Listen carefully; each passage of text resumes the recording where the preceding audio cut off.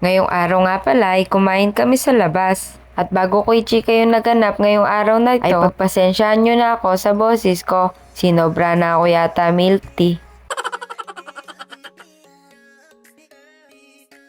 Ngayong araw nga ay naisipan namin mag-boodle fight sa labas ng bahay. At dahil nga tumakas ako nung birthday ko, ay nagplano na lang kaming mag-boodle fight para mairaos ang birthday ko. At dagdag na rin ang celebration ng anniversary nila Inda at Tatang. Anniversary din kasi nila nung 26. Pero dahil may pasok sila kuya, ay sinelebrate na lang namin ito ng weekends. Habang busy ang iba sa pag-aasikaso sa kakainin namin, ay si Juno naman ay namimitas ng kamatis para sa sausawan namin. Konti nga lang din yung kinuha niya dahil gagamitin nga lang namin ito pang sausawan. Tapos kami naman ni Pelpel ay kumuha ng daon ng saging na gagamitin din namin. Medyo nahirapan nga kaming kumuha dahil matataas ang mga puno ng saging. Nakakatuwa nga din at madaming bunga yung mga saging. Tapos meron pang isa na may puso ng saging. Sana all may puso. Char!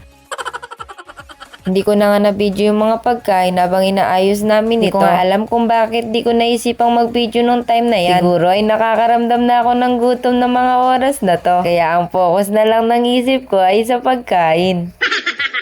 Tignan nyo naman kasi yung pagkain namin, hindi ka ba matatakam sa mga yan? Dagdag pa yung sama-sama kayong kakain, buong pamilya. Pero kulang pa rin kami dyan dahil yung iba ay may trabaho. Kaya sabi ko sa kanila, wag silang mag-alala at ikakain ko na lang sila.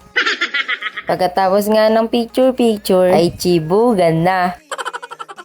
Nag-live pa nga ako ng time na yan dahil busy kaming kumakain ay pinapabantay ko si Noah sa mga viewers ko. Nakakatawa nga at ang dami nagko-comment na babantayan daw nila. By the way, tara, kain po tayo. At dahil nanonood kayo sa video ko ngayon, ay kayo na muna ang magbabantay kay Noah at kakain lang po kami.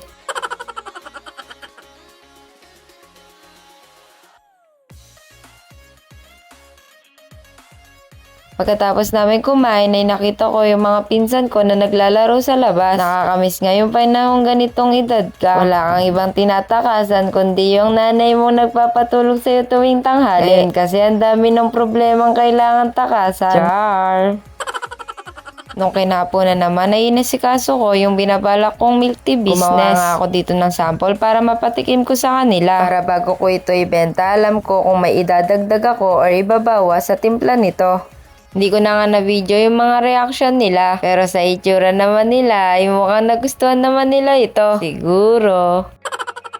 Kung matutuloy man yung milk tea business na ito, ay balak ko sa may barangka ko ito ipipwesto. Doon din sa pwesto kung saan kami nagfi-fishball nung bago magpwesto doon. Yun nga lang ay bibili ulit ako ng sangkap nito dahil na sold out na ng mga bata sa amin. Kaya hindi naman halata na nagustuhan nila yung milk tea ko. Sabi ko nga sa kanila sana hindi sila magsawa dahil lalo sa araw-araw bumibili sila. So paano ba yan? Hanggang dito na lang muna yung video ko. Yun lang. Bye!